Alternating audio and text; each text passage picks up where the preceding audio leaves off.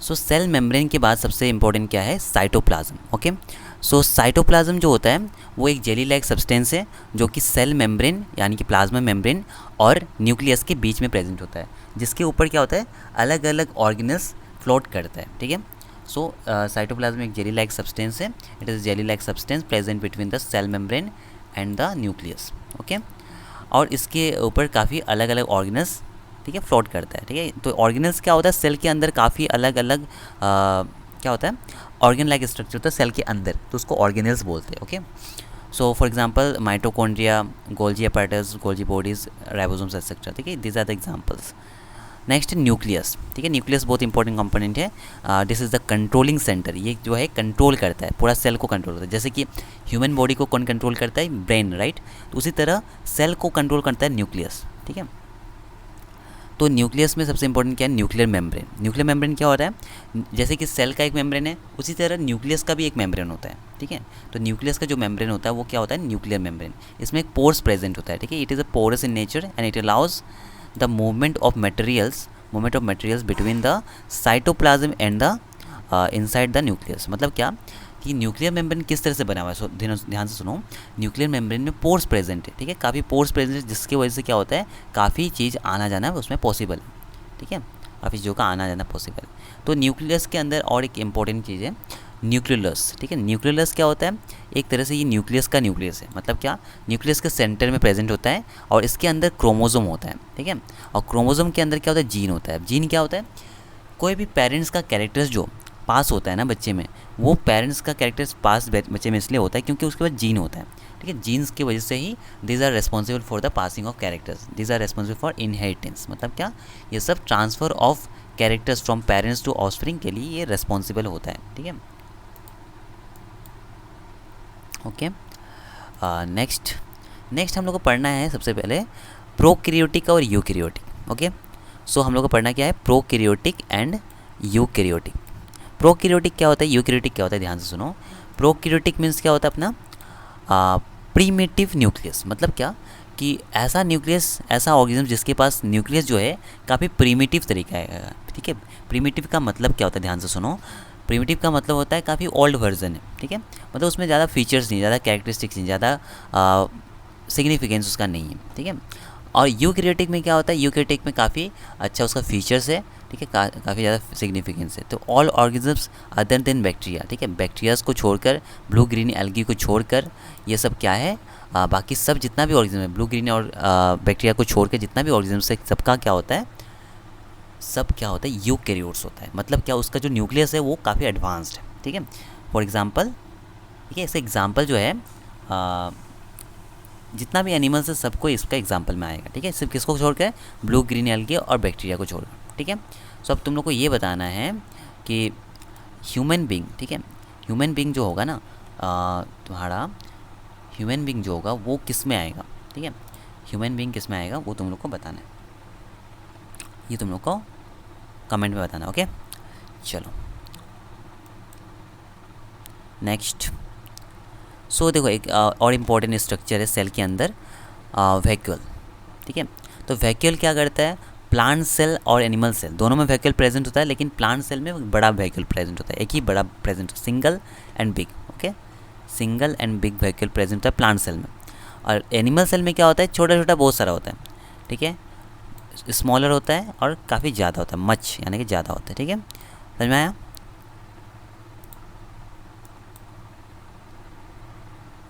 Sorry, okay, next अपने पास क्या है, प्लास्टिड्स। तो प्लास्टिड जो होता है प्लांट में प्रेजेंट होता है। ओके, प्लास्टिड जो होता है प्लांट में प्रेजेंट होता है, ये वाला।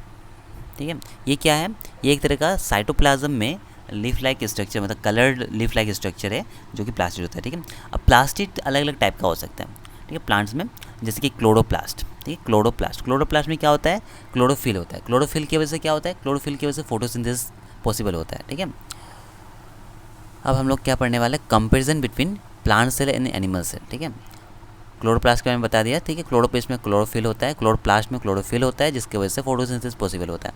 अब प्लांट सेल और एनिमल सेल में क्या डिफरेंस है वो पढ़ने वाले हैं हम लोग। ठीक है, प्लांट सेल, एनिमल सेल। तो इस टेबल्स की हेल्प से हम लोग क्या पढ़ने वाले हैं, प्लांट सेल और एनिमल सेल में डिफरेंस पढ़ने वाले हैं, ठीक है। सो हम लोग को पता है कि सेल मेम्ब्रेन जो होता है प्लांट सेल में होता है, राइट, और एनिमल सेल में भी होता है। सेल वॉल जो होता है प्लांट सेल में तो होता है लेकिन एनिमल सेल में नहीं होता है, ठीक है, याद रखना है। न्यूक्लियस प्लांट सेल में भी होता है, एनिमल सेल में भी होता है। न्यूक्लियर मेम्ब्रेन प्लांट सेल में भी होता है, एनिमल सेल में भी होता है। साइटोप्लाज्म दोनों में होता है, ओके। साइटोप्लाज्म जो है सारे सेल में होगा। साइटोप्लाज्म हो गया, सेल मेम्ब्रेन हो गया, और तुम्हारा ये तीनों तो सब में होगा, ओके। प्लास्टिस प्लांट सेल में होता है, एनिमल सेल में नहीं होता है, ठीक है। वैक्यूल जो है दोनों में होता है लेकिन प्लांट सेल में काफ़ी बड़ा होता है, ठीक है। प्लांट सेल में काफ़ी बड़ा होता है और इसमें छोटा सा होता है, छोटा सा बहुत सारा होता है, ओके। सो इस तरह से तुमको ये कवर करना है, ठीक है। चैप्टर ख़त्म, एक बार रिवाइज करते हैं हम लोग, ठीक है, पूरे चैप्टर को। So all living organisms, okay, all living organisms are made up of smaller parts called organs. मतलब क्या, जितना भी लिविंग ऑर्गेनिज्म क्या बना है, छोटे छोटे ऑर्गेन से मिलकर बना होता है, ठीक है, छोटे छोटे अंगों से मिलकर बना होता है ना, उसी तरह ऑर्गेन्स, ठीक है। Organs are made of still small particles. मतलब क्या पार्ट्स, मतलब क्या कि ऑर्गेन्स का भी छोटा छोटा पार्ट्स है जिसको सेल कहते हैं, ठीक है। और सेल का सबसे पहले डिस्कवरी किसने किया था, सेल का डिस्कवरी किया था रॉबर्ट हुक ने। कब किया था, 1665 में किया था, ठीक है, 1665 में किया था। Cells exhibit a variety of shapes, ठीक है, बताया था ना, सेल जो होता है अलग अलग शेप का हो सकता है, अलग अलग साइज का हो सकता है, डिपेंड करता है उसका फंक्शन क्या है, उसका काम क्या है, ठीक है।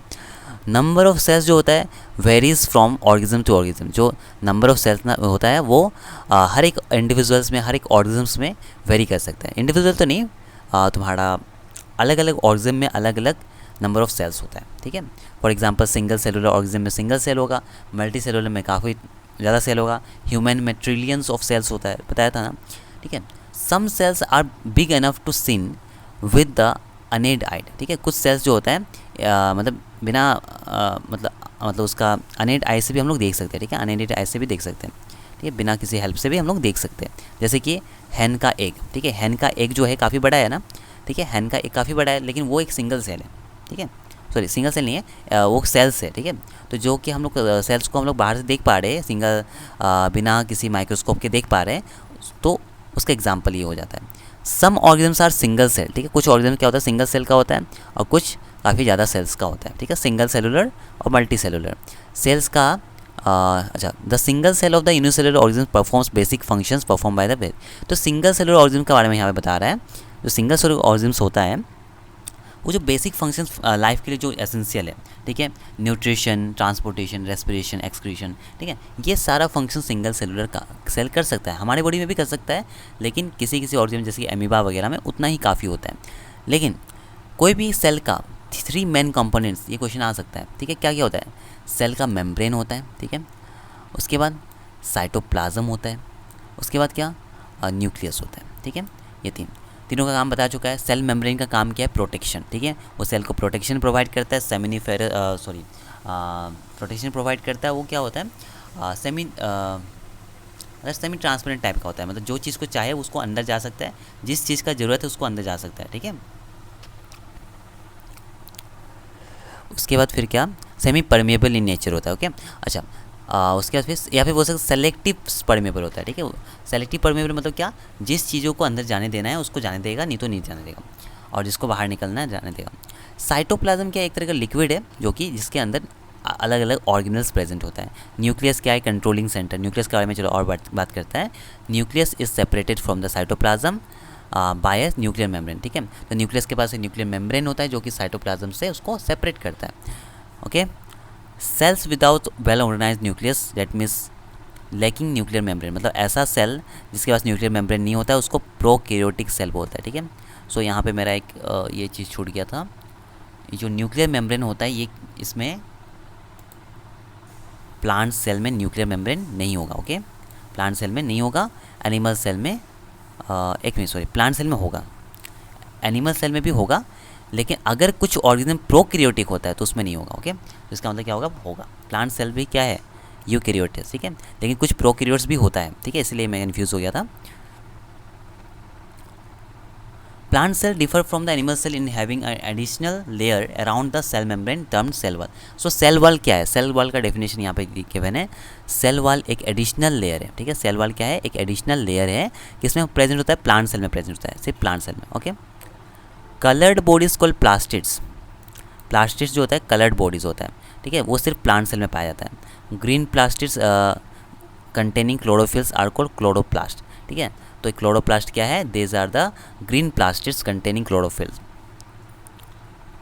Plant cell has a big central vacuole unlike a number of small vacuoles in the animal cell. तो बताया था ना कि एनिमल सेल में क्या होता है? बहुत सारे छोटे छोटे व्हीकल्स होते हैं, ठीक है, लेकिन प्लांट सेल में एक ही बड़ा व्हीकल होता है, ओके। नेक्स्ट, ठीक है, चैप्टर ख़त्म है, चैप्टर ख़त्म हो चुका है। अब हम लोग क्या करेगा, थोड़ा सा ये ट्रू फॉल्स कर लेते हैं, ठीक है। तो unicellular organisms have one celled body, सही बात है, ठीक है। यूनिसेलुलर बॉडी का ट्रू होगा। वन सेल का होता है, यूनिसेलुलर मतलब सिंगल सेल। मसल सेल क्या ब्रांच होता है? नहीं, गलत बात है, false. The basic living unit of the organism is organ, no. The basic living unit of an organism is not an organ, it's a cell, ठीक है। लेकिन यूनिट में ऑर्गन को भी मान सकते हैं, लेकिन यहाँ पे सेल का बारे में बात हो रहा है तो सेल को ही हम लोग कंसीडर करेंगे। एमीबा हैज़ इरेगुलर शेप, सही बात है, ठीक है, ट्रू होगा, इसका ट्रू होगा, ओके, ठीक है। तो ये चैप्टर ख़त्म होता है, explanation. Thanks for watching the video, ठीक है, बाय।